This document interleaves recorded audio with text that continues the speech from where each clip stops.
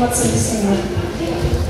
Eu quero começar cantando, mas eu não quero começar cantando sozinha nessa noite. Eu quero chamar o Ministério de Louvor, que eu vi que é bem bonito.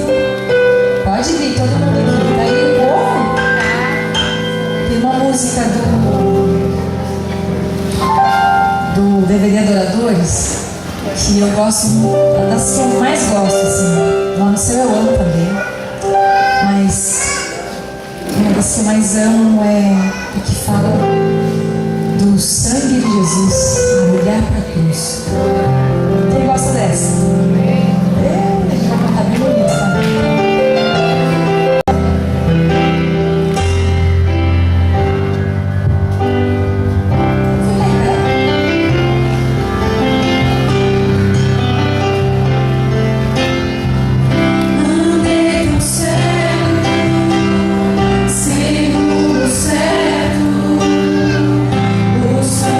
Bye.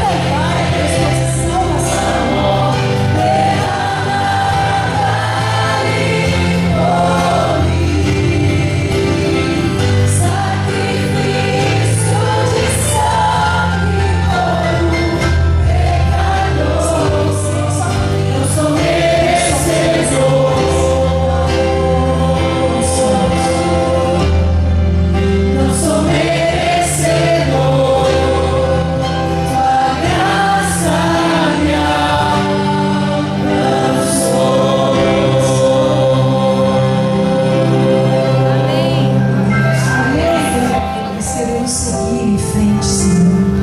Queremos olhar para o futuro de uma maneira diferente, Deus. De uma maneira que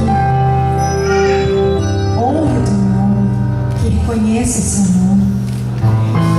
Que tudo que nós somos, tudo que nós temos seja consagrado a Ti, porque Tu deste tudo a nós. Amém. E por isso nós nos rendemos mais uma vez em adoração agora, cantando. Ao olhar pra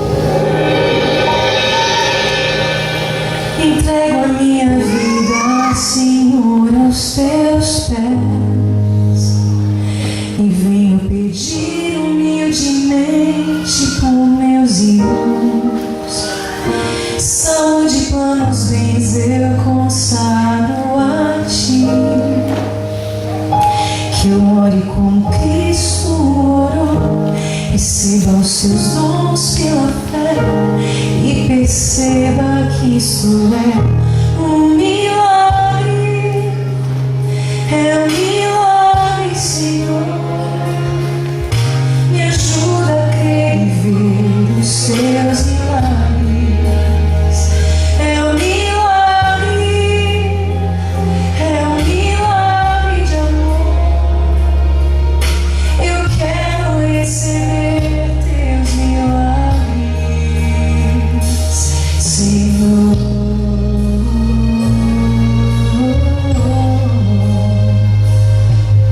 Derrama a bênção do Espírito aqui, ó Deus, sobre nós e nossas famílias.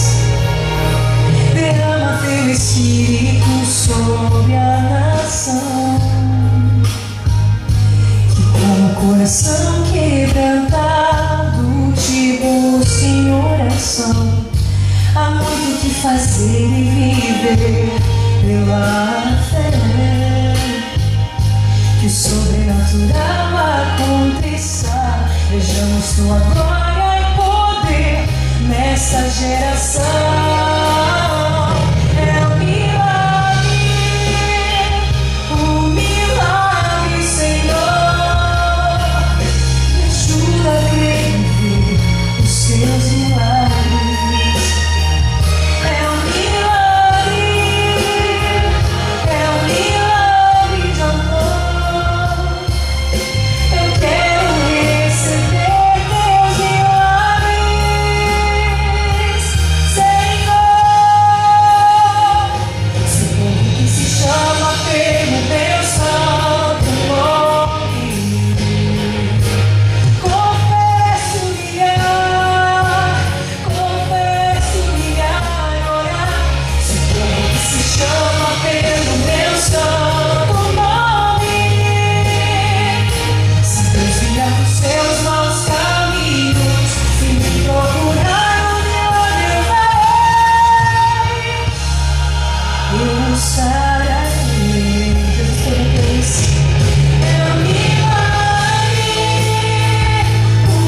milagre, Senhor.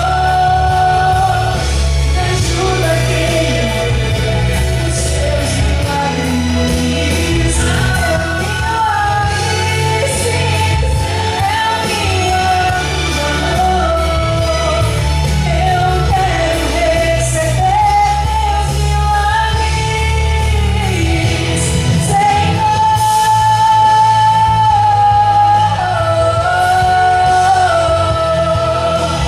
Cumpra, Deus, a tua promessa,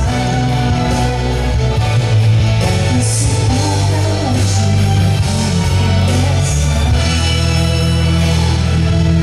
Quero receber teu Espírito. Cumpra, Senhor. Derrama com poder a unção do teu Santo Espírito, para que a gente possa pregar com ousadia aqui nessa terra e que Jesus não te honre, Senhor. Amém. Amém, Deus.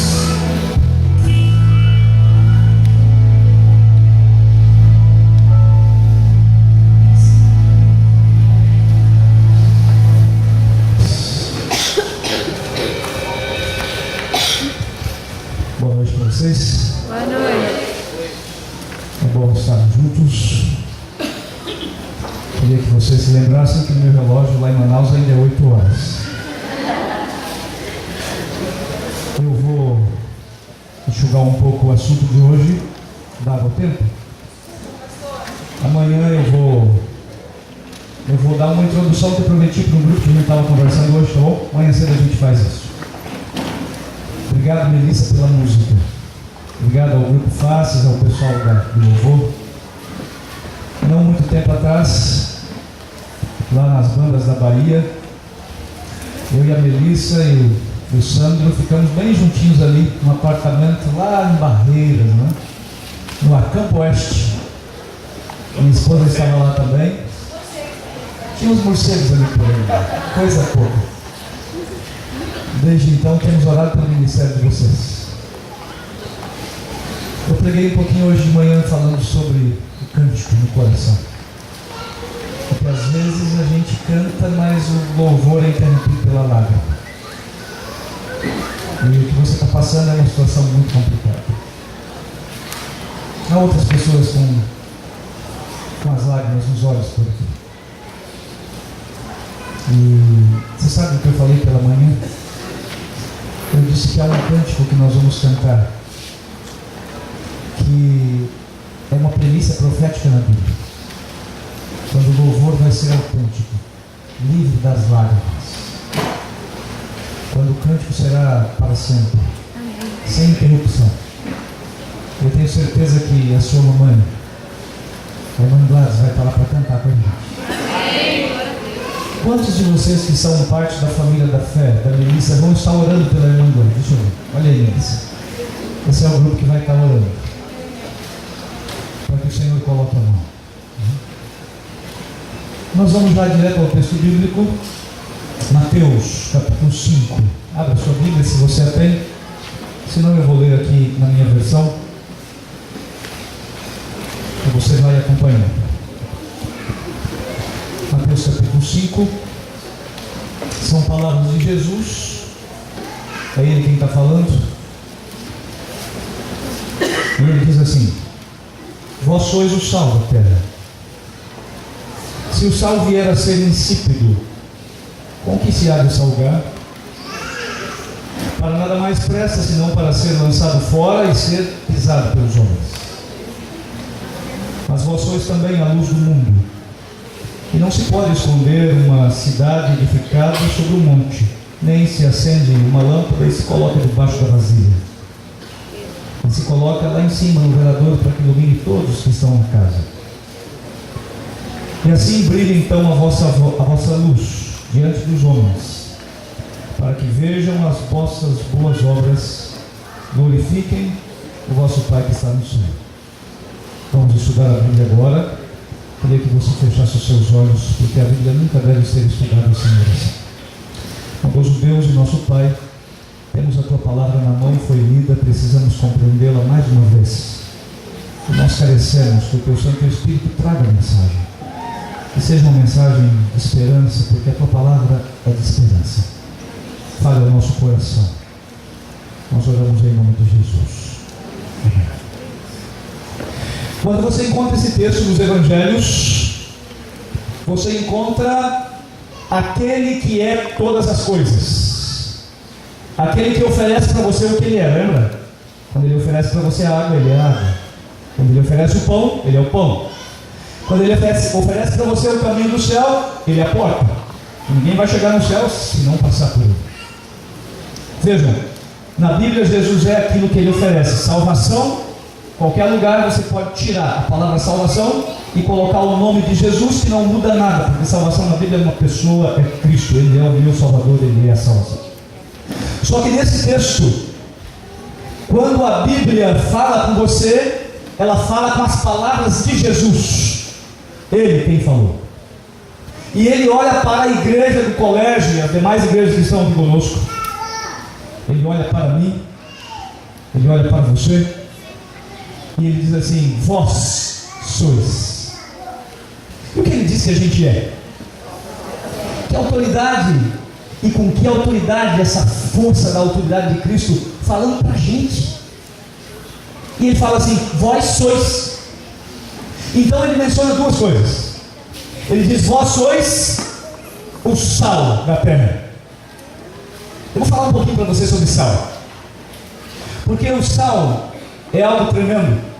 Quem conhece a região do Nordeste, lá Natal, Rio Grande do Norte, aquela região ali tem salinas que produzem sal. Eu tive o privilégio de visitar uma salina daquelas, a de Marau, que é uma das maiores do Brasil. Talvez, seguramente, o sal que você come vem daquela região, porque eles produzem cerca de 90% do sal que é consumido no Brasil. Aquela região, são 3 polos saliníferos ali. E eu tive o privilégio de visitar. E a pessoa que fazia com a gente ali o turismo em meio à salina, ele deu pra gente um óculos especial, porque o sol lá é muito quente e muito claro, e aquelas montanhas de pedras de sal é muito branca, transparente, e os olhos começam a lacrimejar.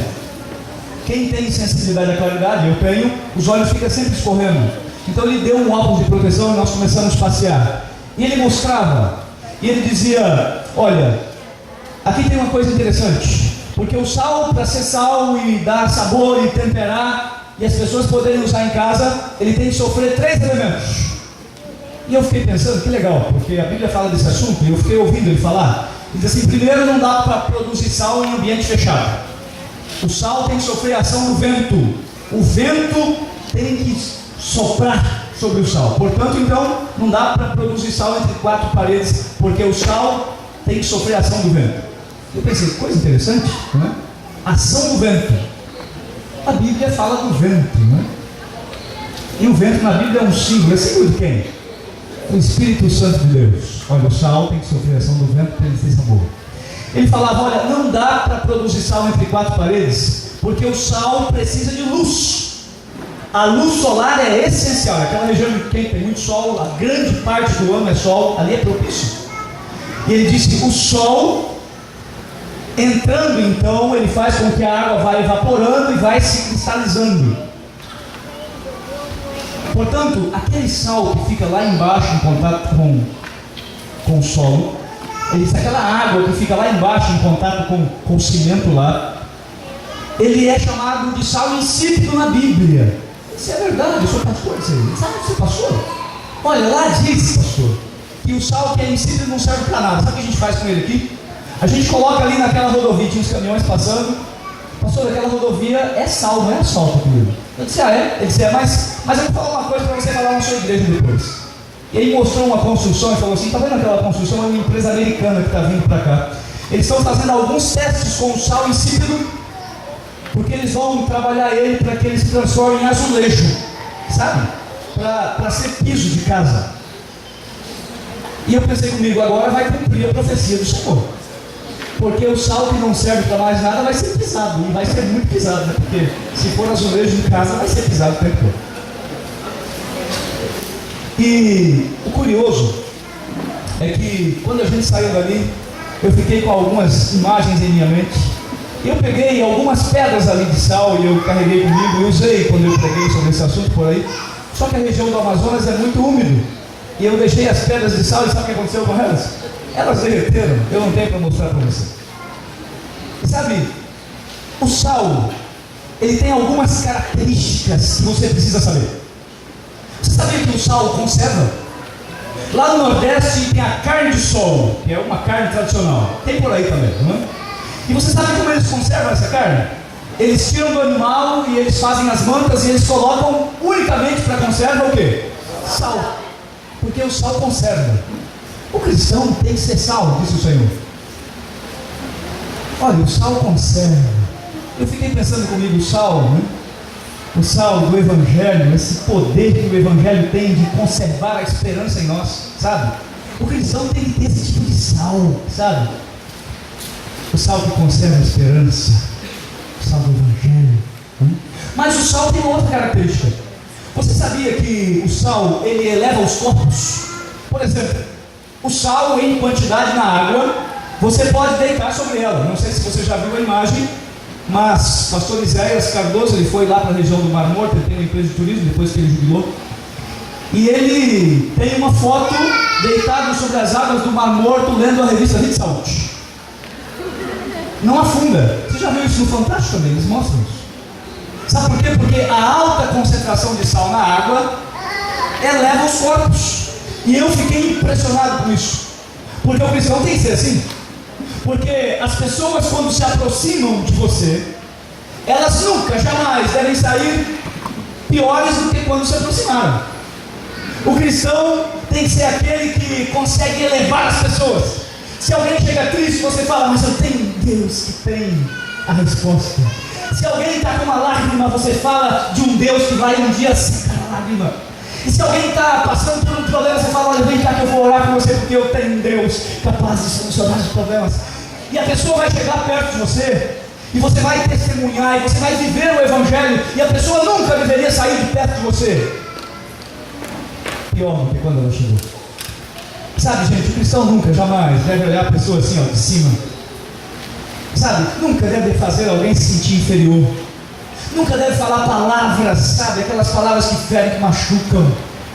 O cristão deve falar com amor, deve tratar com amor, deve atrair as pessoas e deve elevá-las. Olha que função que o sal tem, que coisa linda, não é? Quanta coisa a gente pode aprender. Você sabia que o sal, ele tem muitas funções? Eu fui ao supermercado e eu estava preparando ali essa mensagem e eu procurei ali sal no supermercado para comprar e trazer alguns para mostrar. E eu fiquei observando algumas coisas. Por exemplo, ali você tem alguns tipos de sal.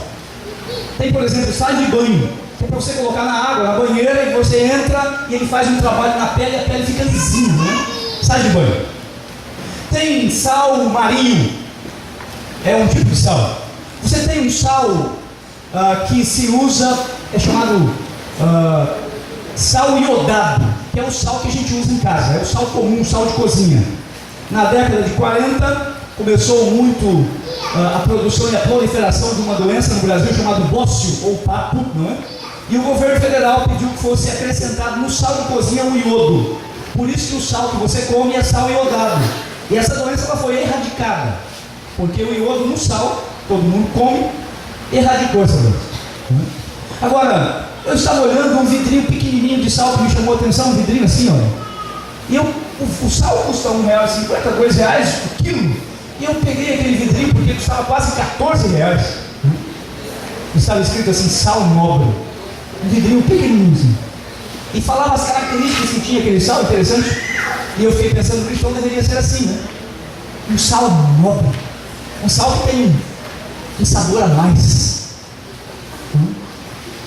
A Bíblia olha para o cristão e ela diz, nas palavras do Senhor Jesus, que você deve ser sal. Eu vou parar por aqui com o sal, porque eu quero te falar da luz. Porque quando Jesus falou assim, vocês são o sal da terra, ele disse, se o sal não tiver sabor, não serve para muita coisa. Então, o cristão tem que ser um sal nobre, um sal que tempera, um sal que dá sabor. Eu vou parar por aqui sobre o sal, porque Jesus falou assim, vocês são a luz do mundo. E quando a gente pensa em luz, o assunto vai muito mais longe, porque a luz não é estática, a luz pode ser alimentada. Na época de Jesus, a luz era a base de lenha ou de azeite, não é? E tanto a lenha quanto o azeite não são estáticos. Se você tem uma fogueira, quem é trovador sabe disso, não é? E a fogueira vai se apagando, então o que a gente faz? A gente pega a lenha e coloca na fogueira, e quanto mais lenha, maior o fogo, não é? Lá no Amazonas, esses tempos para trás, eu estava andando de barco à beira do rio ali, deles, e alguém colocou fogo em um pedaço de mato que havia sido derrubado, e a fogueira foi grande, porque o fogo subia 20, 30 metros de altura, né? E estava chegando a noite, e o clarão ficava quase que o rio inteiro, e a quintura, a caloria quase alcançava a gente lá do outro lado do rio, passando com o barco, não é? Porque quanto mais lenha, quanto mais combustível, mais fogo, e quanto mais fogo, mais luz, não é? Assim também é com azeite. Se você colocar mais azeite, um pavio maior, você vai ter mais chama, mais luz. Mas a luz ela passou por um processo de evolução, sabia? Porque a luz que era a base de azeite, agora passou a ser a base de querosene, não é? Um fogo mais rápido. E eu me lembro que eu morava na fazenda e nós tínhamos uma lamparina. Se você sabe o que é isso, não é? Você sabe que ela incomoda, porque a querosene tem uma fumaça ou a óleo diesel, não é? E nós tínhamos uma em cada quarto da casa. E quando a gente ia dormir, apagava aquele negócio, você tinha que colocar perto da janela para a fumaça ir para fora, porque se ficasse no quarto quase intoxicava a gente, não é? E a gente não gostava muito da lamparina, mas ela era muito útil, não é? Não tinha energia na fazenda na época, e a lamparina, quando o sol ia embora, a gente acendia as lamparinas, uma em cada lugar. Só que meu pai um dia foi para a cidade, e ele voltou com um negócio que a gente não conhecia. Era um botijãozinho pequeno, não é? Um botijãozinho pequeno, e sobre o botijão uma caixa que ele tinha ali por perto. Ele foi tirando aquela caixa, puxando algumas coisas, e ele pegou então nas mãos um vidro e foi montando e falou, isso aqui é um lampião. E a gente ficou ali, a família inteira, minha família é grande, todo mundo ali próximo para olhar, não é? E aí então ele começou a fazer esse negócio ali, montar e tudo. Ele pegou um pacotinho pequenininho que tinha dentro uma camisinha daquele tempo, era só para lampião. Ele pegou uma camisinha e ele colocou ali, amarrou, queimou, e durante o dia não fez muito efeito. Ele falou, agora a gente vai acender à noite. E quando chegou a noite, ele pegou aquele lampião, amarrou numa corda, levantou lá em cima na casa. Era uma casa grande, uma casa de fazenda, mas não tinha forro. Então a luz que estava lá em cima clareou toda a casa, uma luz limpa, sem barulho, sem fumaça. Aquela luz saiu pela janela, extravasou, clareou o quintal. E a gente gostou tanto desse negócio que meu pai comprou um outro lampião, colocou lá no quintal, e a gente podia brincar, correr à noite, era uma festa. Mas a luz não parou aí, porque a luz evoluiu.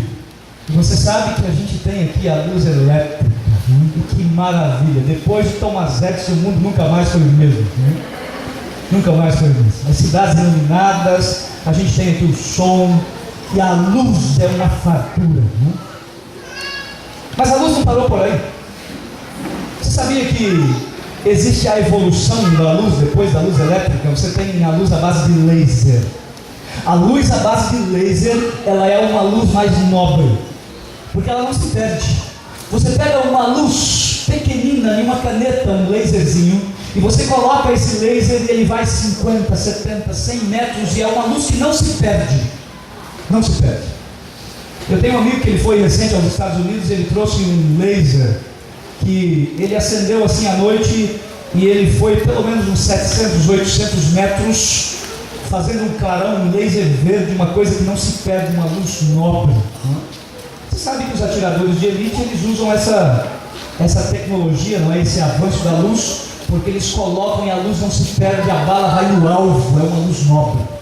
Mas a luz não parou por aí. Você tem a luz à base de hélio. A luz à base de hélio já é utilizada mais no ambiente hospitalar, em banhos de luzes, não é?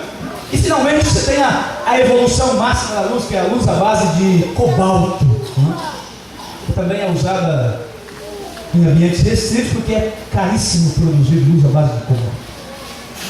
Agora, algumas características da luz que eu queria passar para você. A luz, ela é sanadora. Você percebeu que o sol saiu, tudo estava cheio de água aqui depois da chuva, e a luz foi sanando, não é? O sol foi enxugando, e a água já foi embora, já está gostoso o ambiente aqui de novo. A luz ela é sanadora. A luz, ela é bactericida. Você sabia? A senhora White, no livro Vida no Campo, é um livrinho pequenininho, ela diz que no quarto em que nós dormimos deve ter entrada de luz solar, porque senão o quarto fica doentinho. Então quando você for construir uma casa, coloque a janela do quarto onde você vai dormir para o lado do sol, porque a luz do quarto aberta ali, a janela, ela entrando, ela é bactericida, ela elimina os germes, porque o quarto que não tem luz, ele passa a ser um ambiente que às vezes pode ser um ambiente produtor de água, um ambiente doentio. Ela fala isso, não é? Então a luz é bactericida. Você sabia que a luz, ela é...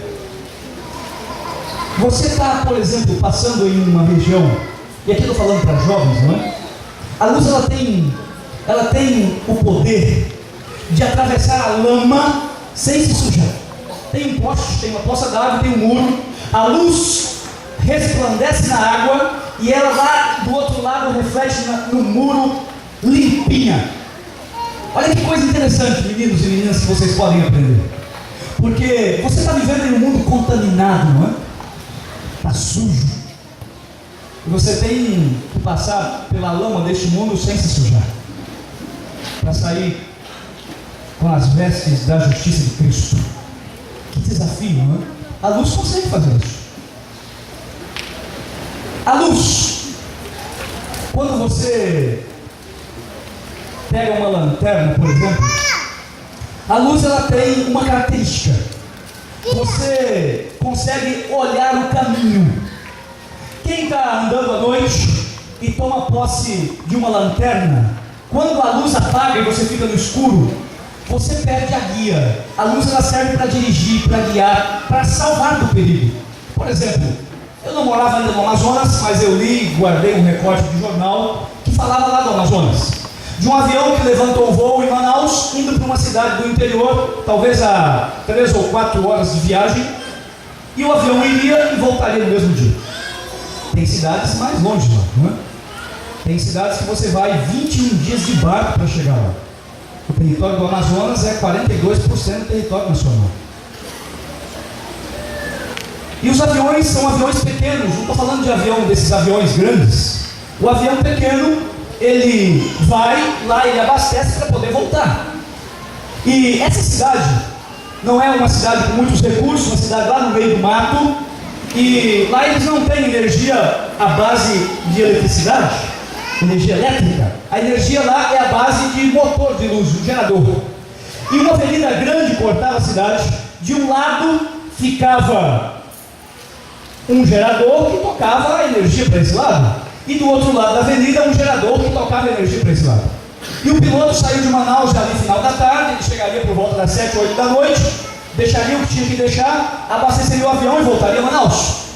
Só que quando ele estava chegando por ali, uma coisa aconteceu, porque um dos geradores que dava luz ao lado da cidade deu uma pane e parou de funcionar. E era justamente o gerador do lado em que ficava o aeroporto.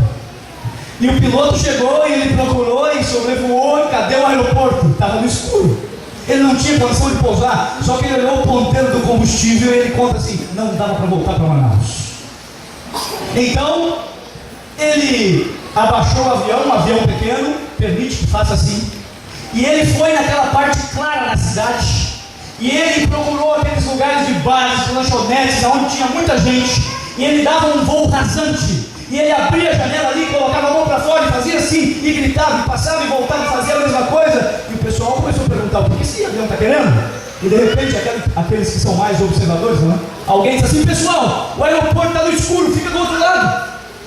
E aí então o pessoal pegou a moto, o carro, o caminhão, e cada um foi se dirigindo ao aeroporto e foram colocando assim, ó, as luzes acesas, de maneira tal que no último esforço do combustível, ele conseguiu colocar os pneus e ele conseguiu pousar. E ele diz assim, se não fosse as luzes dos carros e motos naquela noite, eu não teria sobrevivido, porque o avião não conseguiria voar mais muito tempo. A luz, ela também é alvo de salvamento nos portos, quando os faróis impedem que os navios se choquem com os rochedos. Eu vou parar por aqui, porque a Bíblia fala nas palavras de Jesus que você é sal, mas ela fala nas palavras de Jesus que você é luz. E eu vou concluir a mensagem de hoje, porque eu quero mostrar para você uma coisa. Eu preparei aqui, já faz um tempo que você gosta de estar aqui, vocês já passaram, já olharam, não? 2 dias de estar aqui, porque teve um problema com a energia. E eu queria que você pensasse comigo agora no seguinte: imagina você, Jesus fala que você é sal, e ele fala que você é luz. O sal e a luz na Bíblia tem todo esse simbolismo que eu lhe falei. Mas tem uma coisa interessante, porque eu não posso deixar apagar a luz de Deus que brilha em mim, porque eu não tenho luz própria. Eu estou refletindo a luz do Senhor. E o sal do Evangelho em meu coração é que acende a luz do Senhor em mim. Então, irmão, aqui é uma coisa interessante, porque eu montei todo um cenário aqui. E se você observar aqui, você vai perceber que lá tem a tomada, esse fio que sai daqui está conectado à tomada. Aqui tem as lâmpadas, o cenário todo está pronto. Isso aqui é um cenário de uma experiência de física, tá bom? Então eu vou montar para você perceber. Aqui tem um fio, eu vou trazer ele aqui para dentro. E aqui você está vendo uma assadeira comum de cozinha. E essa assadeira eu coloquei água dentro dela. Tá vendo? Eu coloquei água dentro dela. Nessa assadeira com água, eu coloco um fio dentro de um lado. Deixa eu fazer esse negócio ficar aqui dentro. Ok, ficou. E aí eu pego o outro lado do fio, que está aqui, a energia já está conectada. E eu coloco aqui dentro. Desse jeito que você está vendo aqui, ok? Eu coloco aqui dentro. E quando eu coloco, tudo está preparado. Tudo está preparado. está tudo conectado, mas as luzes não se acendem. Sabe por quê? Porque a água, se ela não for uma água salobria, que produz minerais, que contém minerais, ela não é condutora de água, sabia? Se você pisasse só na água e tivesse fios conectados de um lado e do outro dessa água, e fosse somente a água, você não teria corrente, porque a água por si só não transmite corrente. Ela transmite quando ela está no chão, porque ela entra em contato com os minerais que estão no chão, na terra, e aí a corrente passa, porque aqui está tudo ligado. E o que eu quero mostrar para você é o seguinte: todo o cenário da salvação já está pronto, desse jeito aqui, ó. Deus já fez tudo.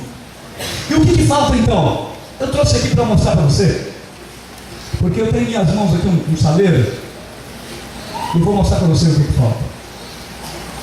Falta o tempero, falta o sal. Agora, eu falei para vocês aqui sobre o céu, falei sobre um cântico no coração, falei sobre o lar, eu falei para vocês sobre a eternidade até agora. E eu preparei essa mensagem para fazer você pensar em uma coisa.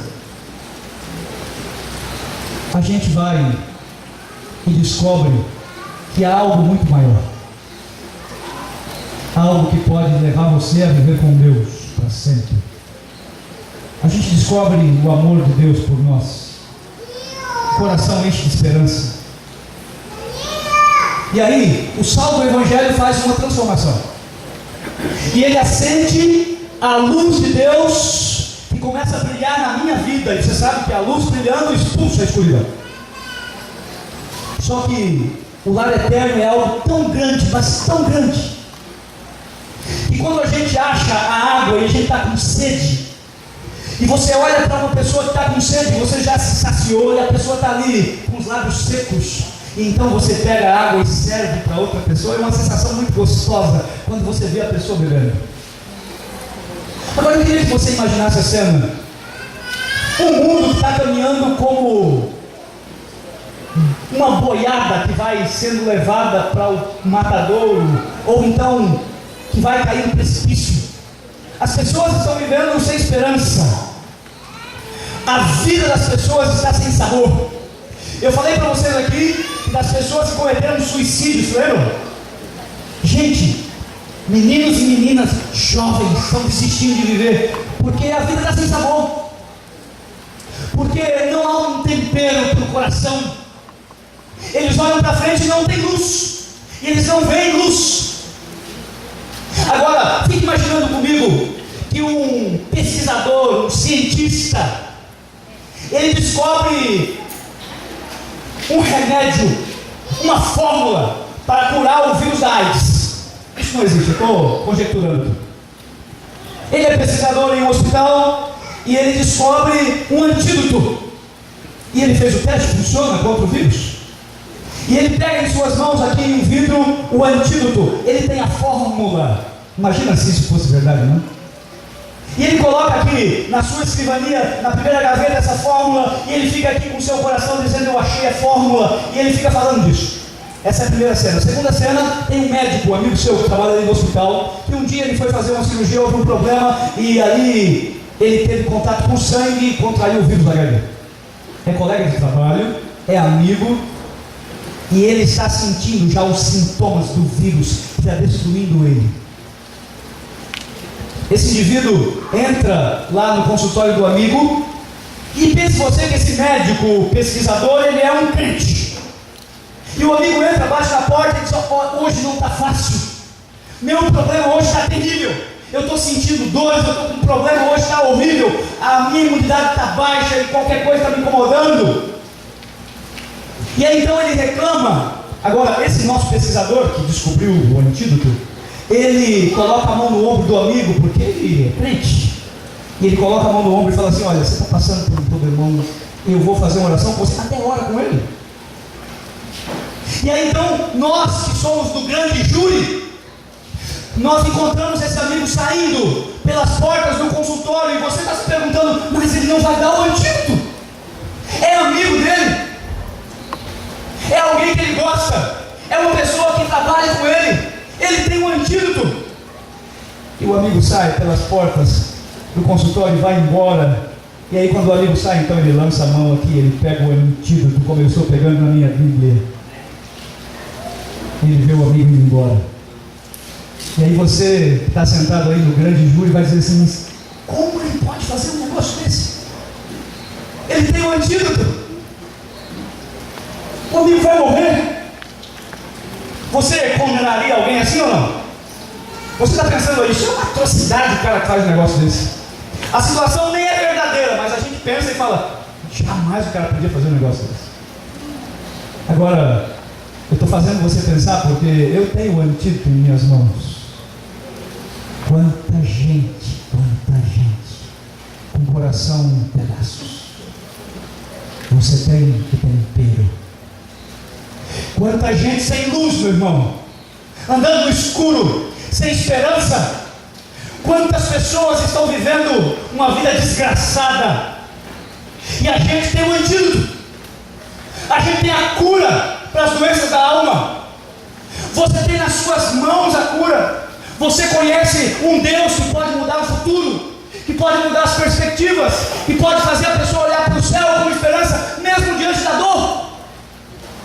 Você tem o tempero. Então, uma coisa extraordinária acontece, porque o sal do Evangelho que você leva começa a entrar no coração da pessoa. Aí você vai colocando, e no começo você coloca um pouquinho, porque se você for entregar, se você falar das suas convicções e levar o tempero, vai salvar uma pessoa, vai salvar 2, 5 famílias. Se a igreja do colégio sai 2 duplas missionárias, 4 duplas, nós teremos talvez 10 ou 12 batismos. Mas se nós saíssemos em coro, se nós saíssemos como um povo, como igreja, se os jovens falassem para os jovens, se os casais falassem para os casais, se as crianças testemunhassem para as crianças da escola, se a gente fosse um exército que saísse com a bandeira levantada do príncipe Emanuel, dizendo, eu tenho o antídoto, olhem para o meu Deus e vivam. Amém. Se a gente sair em um só, não faz muita diferença, porque a luz de um é pequena. Se a gente sai e coloca sal e tempera o evangelho das pessoas, talvez se eu fizer sozinho, se eu fizer com você, não vai fazer muita diferença. Se 3 ou 4 pessoas fazem, parece que o mundo ainda permanece no escuro. Mas se a família adventista se levantar aqui no Rio de Janeiro, um exército, poderoso exército, com o antídoto nas mãos, e aí você tem o sal. Na verdade a Bíblia diz que você é o sal. E aí você vai colocando sal, sabe? É o tempero. E a gente coloca sal de 2 ou 3 pessoas, 4 pessoas, 5 pessoas, talvez numa igreja. E as coisas não acontecem muito. Mas a gente vai colocando sal e aí vem 50 pessoas, vem 100, as igrejas começam a se unir. Uma associação, a outra tem projetos e todo mundo começa a se envolver. E aí começa um fenômeno a acontecer. Porque o sal do Evangelho no coração vai acendendo a luz de Deus. E quanto mais sal, mais a luz vai brilhando. Você percebeu? Por que Deus diz que você é sal e que você é luz? Porque o sal, quando entra na vida, tempera, dá sabor, faz as pessoas olhar a luz que vai brilhar. Não tem como não brilhar uma luz, a vida de uma pessoa, quando está nas mãos do Senhor. E o sal do Evangelho entrou no coração. Você começa a levantar a solução e as pessoas começam a ver. E elas começam a ser curadas do vírus do pecado que é mortífero. Contraiu? Morreu. E quantos contraíram? Todos. Todos precisam do antídoto. Você passa na rua e as pessoas estão ali e elas precisam do antídoto. Quantos você encontrar na rua, todos eles precisam do antídoto. Você tem o antídoto. Você está passando por aí? E olha as pessoas. Sabe, quando eu estou pregando em uma igreja, que passa no carro de som, sabe, não sei, uma promoção do mercado, um programa político, sabe o que me vem à mente? Há um mundo lá fora que precisa ser salvo. Eu tenho um antídoto para curar o vírus do pecado. É o único antídoto. E às vezes a gente fica segurando na gaveta, né? a gente segura lá em casa. Talvez nem o vizinho do lado você nunca ofereceu. Ou então quando vai sair em atividade para mostrar o que é o céu, a esperança, mostrar o antídoto. A gente sai em 2 ou 3, você convida para fazer um programa missionário, às vezes na igreja, pastor, aparece um gato pingado. E a gente tem um antídoto. Eu me lembro de uma história de um camarada que recebeu em casa pela manhã alguém que vem em duplas, né, com a pastinha na mão. E eles vêm, eles são insistentes, não é? A gente chama de TJs. Ele entra na casa da gente, eles vão lá, eles batem. E aí o camarada era muito preparado na Bíblia, tinha começado a faculdade de teologia, e ele recebeu esse camarada e falou: agora eu vou começar a dizer a ele da minha verdade, não é? E então recebeu. Eles entraram, sentaram e começaram a falar. E depois que eles falaram um pouco, ele disse: agora eu queria que vocês ouvissem. E ele foi falando, e foi falando, e foi falando, e falou, e falou, e falou. E depois que ele falou, eles falavam, ele falava, e eles ficaram sem resposta, porque eles ficam. Então, depois de estudar a nossa verdade, depois de estudar a Bíblia e mostrar o que a Bíblia apresenta, eles desistiram. Eles se levantaram e estavam indo embora. Mas lá à porta, quando estava saindo a porta, ele se virou, olhou para o camarada e falou assim: me permita só fazer uma pergunta. Você mostrou uma verdade linda, uma coisa extraordinária, que aquece o coração de quem prega, porque eu saio, porque meu coração está assim. Não faz muito tempo que eu conheci a fé, e eu estou saindo porque a gente sai para falar do amor de Deus para as pessoas. Agora você me apresentou um negócio grandioso, e você fala com tanta audácia, com tanta autoridade, você pega a Bíblia e você fala de maneira que eu não tenho resposta para você. Mas deixa eu te fazer uma pergunta antes de ir embora. Por que sou eu que estou visitando você? Porque não é você que está me visitando. Porque não é você que está levantando a verdade que você tem. Porque não é você que está batendo na minha porta. Porque não é você que está batendo na porta do seu vizinho. Porque não é você que está incomodando as pessoas dizendo: eu tenho um antídoto, orem para mim, orem para o meu Deus e vivam. A gente tem o sal. E se você pega o sal e você vai colocando o sal, a luz vai brilhando cada vez mais. Porque uma pessoa só não faz muita coisa. Mas quando a gente se une como um povo, como uma igreja, que sai como um exército com bandeiras, a luz do Evangelho vai brilhar com muita força. Amém. E as pessoas vão ver o que você vê, a luz que você vê. As pessoas terão no coração o tempero que você tem. Sabe, eu preparei essa mensagem para fazer um apelo para você. A gente está falando do céu, vamos falar mais, irmão. Mas essa não é a verdade para você guardar para você. Deixa eu fazer uma afirmação para você que é muito contundente. É uma afirmação e ela é contundente. Se eu não estou preocupado em salvar pessoas, é melhor que eu comece a me preocupar com a minha própria salvação. Se eu não estou preocupado em mostrar o céu para as pessoas, a minha salvação está em jogo, porque alguma coisa está errada. Se eu não estou preocupado em disseminar o antídoto, que é a única solução para o pecado, vendo as pessoas da família, porque eu sei que vocês têm pessoas da família que não estão, vendo pessoas amigas, porque eu sei que você tem amigo que não partilha da mesma fé, vendo pessoas que você ama, que estão como animais caminhando para o precipício e eles vão cair, é uma questão de tempo. E a gente não levanta o antídoto, nós não levantamos a placa de advertência, a gente não mostra a luz que tem no fim do túnel. Essa mensagem é para mim também. Eu preciso ser o sal. Sabe por que Jesus falou que você é sal? Porque o mundo está sem sabor, meu irmão.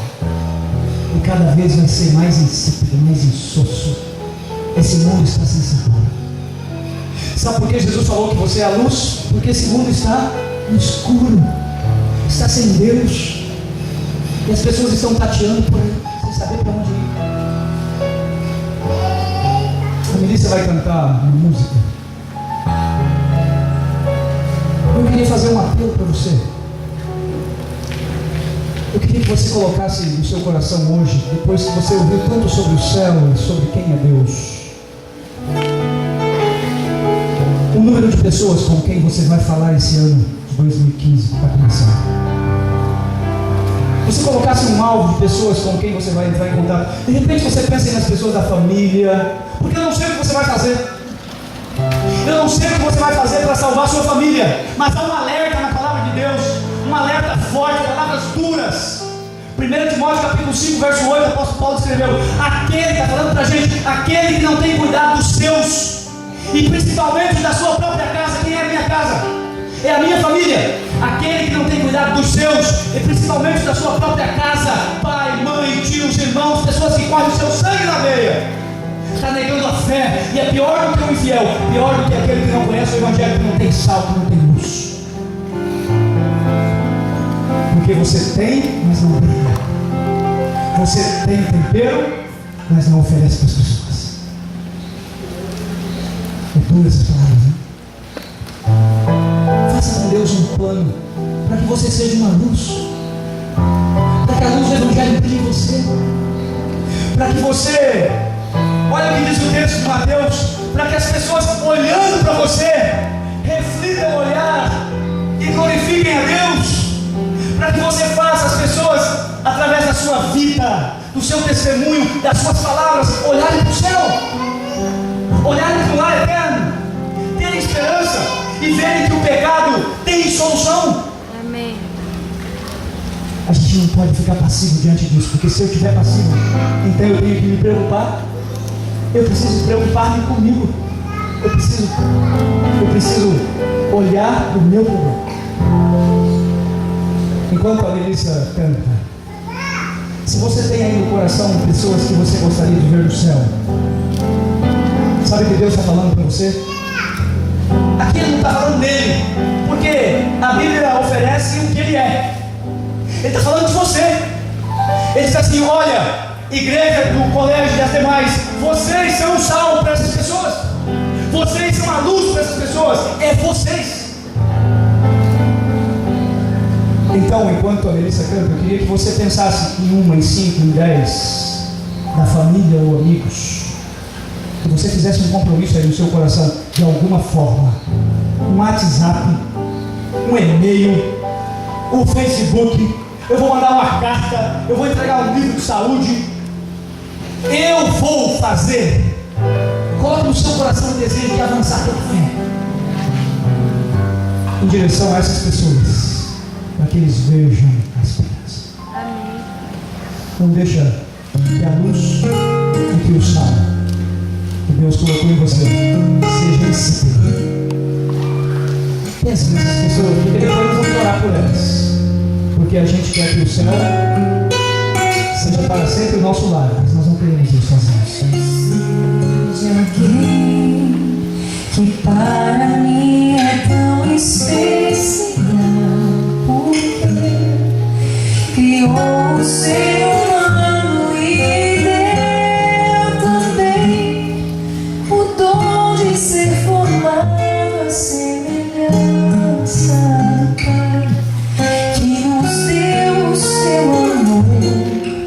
Alguém desceu do céu e veio a esse mundo escuro e mau, para dar a própria vida a milhões dos seus que iriam perecer sem chance de viver, escravos deste mundo vil. Bom Pai, dá-nos fé, coragem pra seguir, visão para entender que só em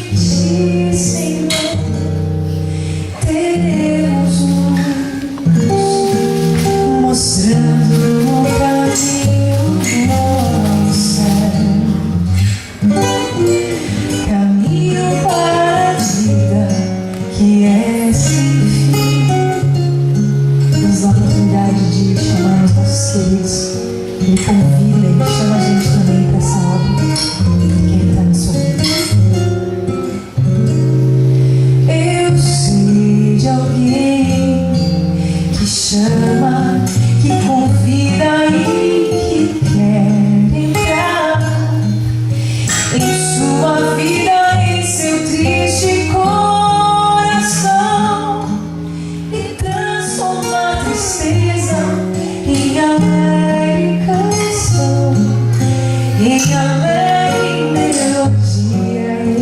Eu sei de alguém que vai me ajudar a ser o que você sonhou em se tornar, pois com Jesus não há limite pra sonhar.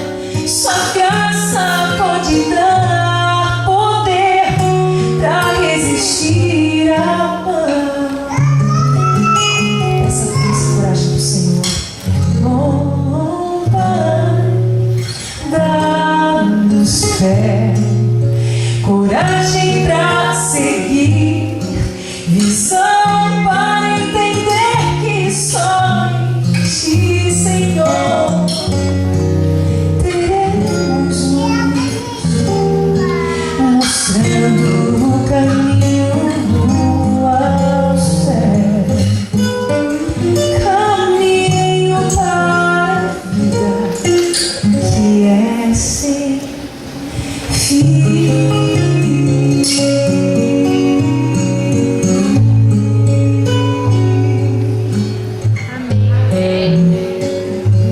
Lá em casa, eu e minha esposa tomamos uma decisão. A gente vai falar de Jesus este ano para todo mundo da nossa família. É uma família grande, tanto da parte dela quanto da minha parte. É uma família de médicos, alguns são ateus, é uma complicação que a gente tem porque eles não estão com os ouvidos abertos. Mas são gente que nós amamos. A gente tem que fazer alguma coisa. Eu sei que você pensou em alguém, e eu fiquei pensando neles. Eu gostaria de pedir que, se você tem no coração uma pessoa que você gostaria de ver no céu, que você fez um projeto para falar de Jesus e levar a luz junto. Você se coloca em pé porque nós vamos orar juntos. Olha quanta gente a gente pode salvar. Olha quantas pessoas. Agora, o meu desafio para você, sabe qual é? É você olhar cada pessoa com quem você tem contato como candidato ao reino do céu. É um desafio, né? E se a gente for juntos, se a gente se unir como um exército, a gente pode fazer a glória do Senhor resplandecer no Rio de Janeiro. Deus abençoe você. Feche os seus olhos, vamos orar. Senhor, nosso Deus, nosso eterno Pai, como exército, os teus filhos se levantam, porque eles estão dizendo: nós queremos salvar, nós queremos ser instrumentos nas mãos do Senhor para levar o sal do Evangelho, para levar a luz de Deus refletida em cada um de nós, para as pessoas com quem conversamos, com quem entramos em contato. Mas de maneira especial, Senhor, nós queremos levar esse antídoto para as pessoas que nós amamos, para as pessoas da nossa família, para pessoas queridas. Permita, Senhor, que a Tua glória resplandeça na vida deles, e que o Teu amor, a Tua graça possa agir em nós e através de nós para cumprir os Teus propósitos. Salva-os, Pai, e usa-nos como poderoso instrumento Teu. Nós oramos em nome de Jesus. Amém. Amém.